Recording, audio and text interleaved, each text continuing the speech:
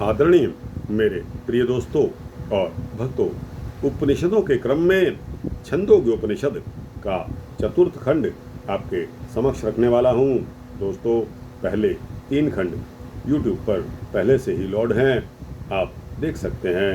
आज आपके समक्ष चतुर्थ खंड के बारे में और पंचम खंड के बारे में आपके समक्ष यह वृत्तांत रख रहा हूँ।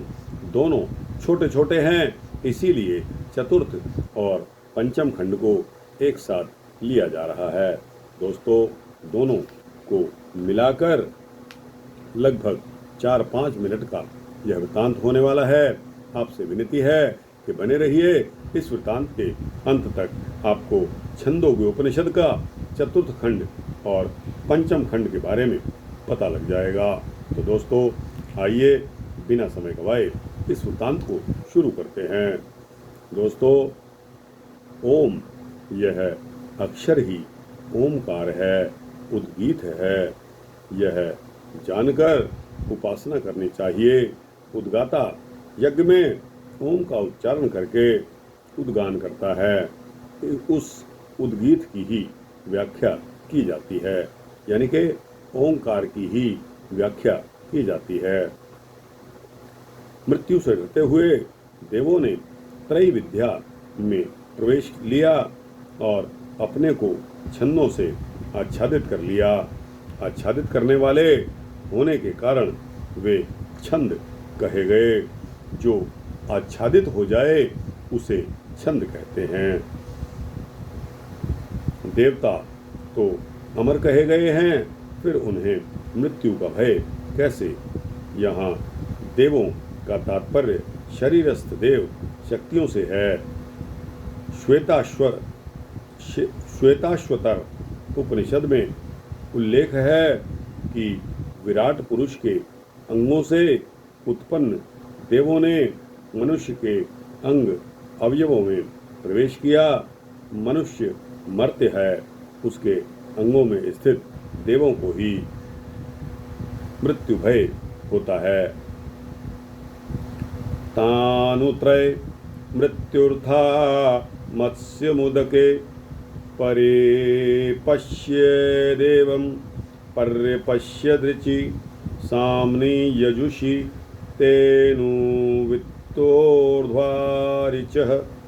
सामनो यजुषः स्वरमेव प्राविशन। अर्थात जिस प्रकार मछली पकड़ने वाला धीवर जल के भीतर मछली को देख लेता है, उसी प्रकार ऋक, साम और यजुष संबंधी कर्मों में संलग्न देवों को मृत्यु ने देख लिया। देवों को यह बात ज्ञात होने पर वे उन ऋक, साम और यजुष संबंधी कर्मों को त्याग कर उस ओंकार अक्षर में ही प्रविष्ट हो गए।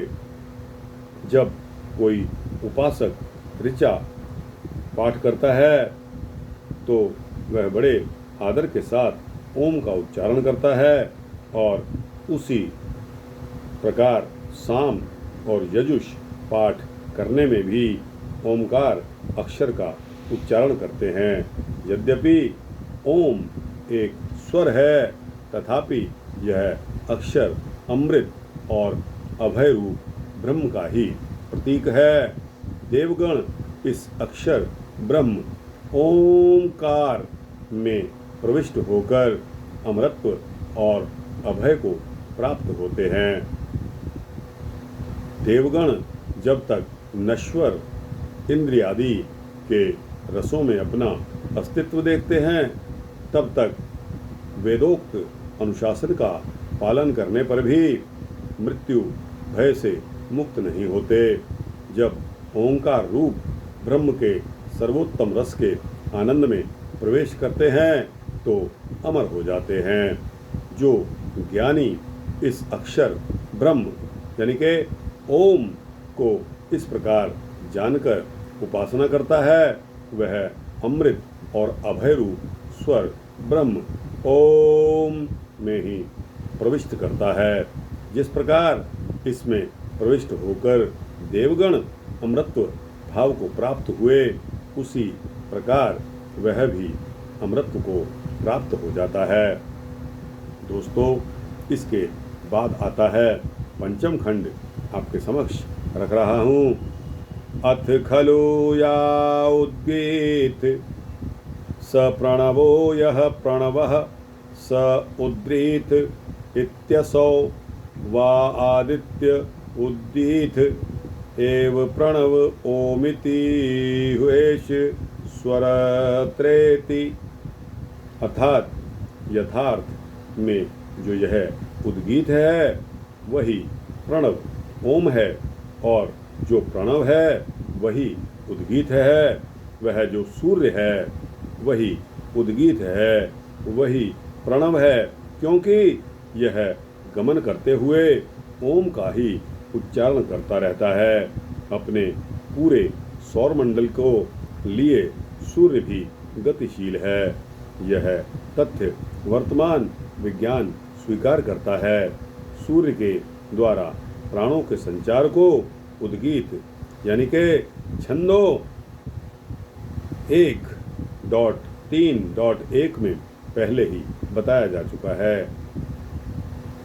कोशोतकी ऋषि ने अपने पुत्र से कहा कि मैंने विशेषतः इसी आदित्य को लक्ष्य करके ओमकार का गान किया था, इसी से तू मेरा एक पुत्र है। अब तू यदि सूर्य से विकेंद्रित होती सूर्य की रश्मियों का ध्यान कर, तो निश्चय ही तुम्हें बहुत से पुत्रों की प्राप्ति होगी। यह आधिदैविक उपासना का वर्णन है।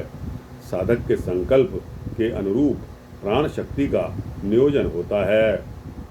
उसी के अनुसार एक या बहुत से पुत्र प्राप्त होने की बात कही गई है। अथाध्यात्मं या एवायं मुख्यः प्राणस्तमुद्रितमुपासितोमिति ह्योष स्वरन्येति। अब आध्यात्मिक उपासना का वर्णन है। यह जो मुख्य प्राण है उसी के रूप में उद्गीत की उपासना करनी चाहिए। क्योंकि यह गमन करते हुए सर्वदा ओमकार स्वर का ही उच्चारण करता रहता है। कोशितकी ऋषि ने अपने पुत्र से कहा, मैंने विशेषतः इसी मुख्य प्राण को लक्ष्य बनाकर ओमकार का गायन किया था, अतः तू मेरा एक पुत्र हुआ। अब तू मुख्य प्राण के गुण भेद से विशिष्ट प्राणों का चिंतन कर, तो निश्चय ही तुम्हारे बहुत से पुत्र होंगे। यथार्थ में जो उद्गीत है वही प्रणव यानी के ओम है, जो प्रणव है वही उद्गीत है। इस रहस्य को जानने वाला होता के आसन से उद्गाता से हुए दोष युक्त उद्गान को ओम उच्चारण करके संशोधन कर लेता है। यदि उद्गाता के गान में यज्ञ के उद्देश्य के अनुरूप भावों का स्पंदन न होने पाए, तो होता ओमकार के उद्गान से मुख्य प्राण को तरंगित करके उसी कमी की पूर्ति कर सकता है। दोस्तों, चौथा और पांचवा खंड यहाँ समाप्त होते हैं। दोस्तों, अगर समय हो तो इसके पश्चात छठा और सातवां खंड भी आपके समक्ष रखूँगा। दोस्तों, समय इस वृत्तांत का इजाज़त नहीं देता, अतः यह दोनों के दोनों खंड आपके समक्ष यहीं पर समाप्त करते हैं। दोस्तों, इसके आगे अगला खंड आएगा, तब तक के लिए इजाज़त दीजिए। आपको कैसा लगा यह वृत्तांत, यह भी बता दीजिए। अच्छा लगा हो तो इसको लाइक और शेयर करिए, अपने दोस्तों, भक्तों, मित्रों, जिज्ञासुओं तक पहुंचाइए। दोस्तों, इस चैनल को अगर आप सब्सक्राइब कर देंगे तो आपको इसी तरह के सूक्ष्म भक्ति वृत्तांत मिलते ही रहेंगे। जय श्री सीता रामचंद्र भगवान की जय। जय श्री सीता रामचंद्र भगवान की जय।